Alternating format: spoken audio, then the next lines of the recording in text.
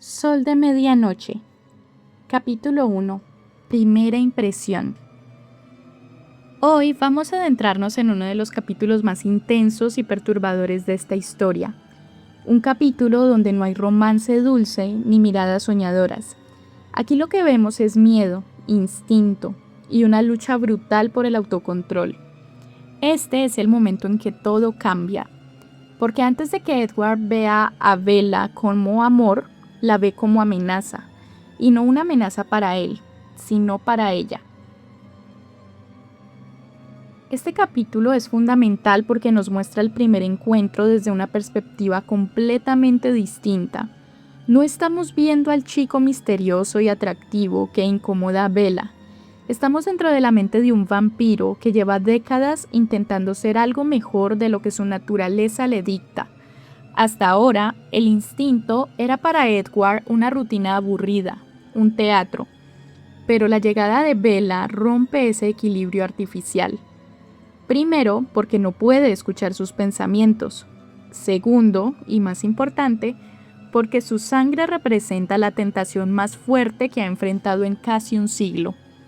Aquí no estamos viendo un romance paranormal. Estamos viendo el momento exacto en que un depredador decide no cazar, y esa decisión lo cambia todo. El capítulo inicia con Edward describiendo el instituto como una especie de purgatorio personal. Para él, asistir a clases no es más que repetir una rutina interminable, una representación cuidadosamente ensayada para encajar entre humanos que no sospechan lo que realmente es. Mientras aparenta aburrimiento, en realidad está bloqueando el constante murmullo de pensamientos que lo rodea. Leer mentes es algo tan natural para él que ya no le resulta interesante. Ha escuchado todo antes. Ese día, sin embargo, hay una novedad que altera ligeramente la monotonía. Una chica nueva ha llegado al instituto, Isabella Swan, Bella. Edward ya sabe quién es antes de verla. Ha escuchado su nombre repetirse en la mente de casi todos los estudiantes. Para ellos, ella es simplemente lo nuevo, lo diferente, el centro momentáneo de atención, nada que realmente le importe. Mientras tanto, en su propia mesa, la atención es distinta. Jasper está teniendo dificultades con el control. Hace 2 semanas que no cazan y el olor de la sangre humana en la cafetería lo está afectando más de lo normal. Edward, atento como siempre, interviene discretamente cuando percibe que Jasper fantasea peligrosamente con atacar a una estudiante cercana. Esta escena refuerza 2 cosas importantes. 1. El autocontrol es frágil. Y 2. El peligro que representan es real, aunque los humanos no lo perciban. En medio de ese ambiente tenso, Edward escucha su nombre en la mente de alguien. Instintivamente alza la mirada y la ve. Bella está observándolo. Es un instante breve, pero lo suficiente para que Edward la examine con mayor atención. Nota su piel pálida, su expresión tímida, la intensidad inesperada en sus ojos marrones. Ve claramente sus emociones reflejadas en su rostro: curiosidad, fascinación, incomodidad. Pero cuando intenta escuchar sus pensamientos, no oye nada. Silencio. Al principio cree que ha cometido un error. Afina su concentración, escucha a todos los demás con total claridad. Celos, interés romántico, rivalidades adolescentes, especulaciones. Todos giran alrededor de Bella. Todos menos Bella. De ella no percibe absolutamente nada. Esa ausencia lo desconcierta más de lo que está dispuesto a admitir. En toda su existencia jamás se había encontrado con una mente inaccesible. No es que sus pensamientos estén desordenados o confusos, es que simplemente no están ahí para él. El silencio de Bella lo inquieta, lo frustra, lo intriga. Mientras Jessica le advierte a Bella que no pierda el tiempo con Edward, él siente algo extraño, un impulso protector hacia la chica nueva. algo que no logra explicarse del todo. Tal vez la percibe como más vulnerable que el resto. Tal vez le molesta la falsedad en los pensamientos de quienes la rodean. O tal vez ya está empezando algo que aún no comprende. Intenta convencerse de que no es importante, que cuando descubra el motivo de esa anomalía, resultará ser algo trivial como todo lo demás en la mente humana. Pero el misterio ya está plantado. Más tarde, en la clase de biología, el destino, o una simple casualidad escolar, hace que Bella entre en el aula. Y entonces sucede algo mucho más peligroso que el silencio de su mente. Su aroma lo golpea con una intensidad brutal. La sangre de Bella no es simplemente atractiva, es devastadora. Es la tentación más fuerte que ha experimentado en décadas. El instinto depredador se impone con violencia. Su cuerpo reacciona automáticamente. Tensión, sed abrasadora, necesidad. Por primera vez en mucho tiempo, Edward se siente verdaderamente amenazado, no por un humano que sospeche su naturaleza, sino por su propia incapacidad de control. Todo comienza en una fracción de segundo. Bella pasa frente a la corriente de aire caliente del aula, y ese pequeño detalle lo cambia todo. El olor de su sangre golpea a Edward con una violencia absoluta. No es simplemente atractivo, no es una tentación más. Es una explosión, una detonación que arrasa con décadas de disciplina. En ese instante, Edward deja de sentirse como el vegetariano que ha intentado ser. No es el estudiante perfecto, ni el hijo disciplinado de Carlyle, ni el vampiro que se alimenta de animales para preservar una idea de moralidad. Es un depredador, y Bella es su presa. El mundo se reduce a esa única verdad. El aula llena de estudiantes deja de ser un espacio social y se convierte en un cálculo estratégico. Los compañeros son obstáculos, testigos, daños colaterales. El pensamiento es frío y aterrador. Si va a matarla, no puede dejar sobrevivientes. En menos de un segundo, Edward planifica una masacre completa.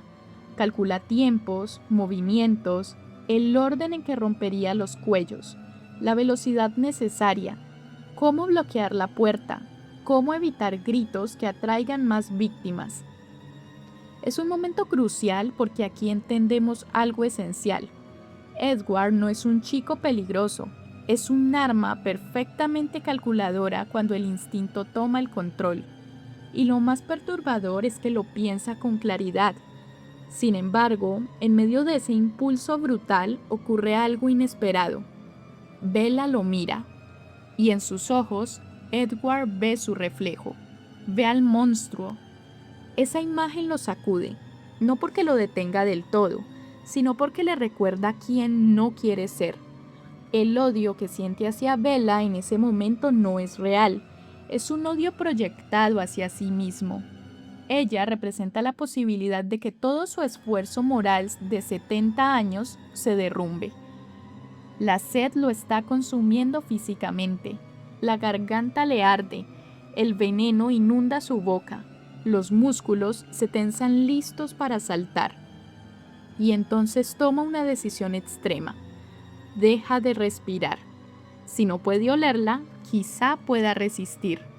Es un acto casi desesperado, antinatural para un vampiro, cuyo sentido principal es el olfato, pero es su única herramienta. Durante esa hora de clase, Edward sobrevive imaginando cómo matarla, pero sin ejecutar el acto. Planifica la estrategia en lugar de recrearse en el asesinato. Es su manera de mantener control racional sobre el monstruo. En medio del caos interno, aparece una figura clave en su mente: Carlyle. Edward se ve a sí mismo como dos versiones. El monstruo de ojos rojos, asesino racional que justificaba sus crímenes, o el hijo adoptivo que intentó reflejar la compasión y sabiduría de Carlyle. La comparación es devastadora. Si mata a Bella, traiciona no solo su filosofía, sino la fe que su padre ha puesto en él. Esa imagen es la cuerda que lo mantiene al borde del abismo. Cuando la campana suena, no es solo el fin de la clase, es la salvación momentánea. Bella vive, y Edward, por ahora, no se convierte en aquello que más teme. Pero la amenaza no ha desaparecido. Fuera del aula, en el aire fresco del estacionamiento, logra recuperar claridad, se da cuenta de algo crucial. Si se mantiene lejos de Bella, no puede elegir no matarla. Siempre hay elección. Intenta incluso cambiar su clase para evitarla, pero el destino, o la ironía, lo coloca nuevamente frente a ella en la oficina. El olor regresa con la misma intensidad. Por un segundo, contempla matar a la recepcionista como un daño colateral para saciarse con Bella. Otra vez, la elección. Contiene la respiración, se obliga a irse. Huida. En el coche, lejos de ella, recupera su racionalidad. Decide que la única solución real es desaparecer, irse de Forks, protegerla de sí mismo. Aquí aparece Alice. En su mente las visiones se fragmentan. Bella muerta, sus propios ojos rojos, la familia huyendo del pueblo. O él conduciendo solo por una carretera nevada, exiliado. El futuro no está decidido, depende de él. Y esa es la verdadera tensión del final. No es solo si Bella vivirá o morirá, es si Edward elegirá ser el monstruo o el hijo de Carlyle. El capítulo cierra con él atrapado entre dos fuerzas opuestas: la curiosidad obsesiva por la mente que no puede leer y la sed insoportable provocada por la sangre que más lo atrae. Bella no solo es un misterio, es un riesgo, y, sin saberlo todavía, acaba de convertirse en el mayor peligro que Edward ha enfrentado desde que decidió intentar vivir entre humanos. Este capítulo no trata solo sobre sed, trata sobre identidad. Edward vive dividido entre dos versiones de sí mismo, el monstruo que fue y el ideal que intenta ser. Lo impactante no es que sienta deseo de matar, eso es parte de su naturaleza. Lo impactante es que lo analiza, lo calcula y aún así decide no hacerlo. Bella no es importante para él todavía en términos románticos, pero ya se convierte en algo crucial, una prueba moral. Su mente en silencio los desestabiliza intelectualmente, su sangre lo desestabiliza físicamente. Ella lo enfrenta en dos niveles, el misterio y el instinto. Y lo más poderoso es esto: Edward entiende que siempre hay elección.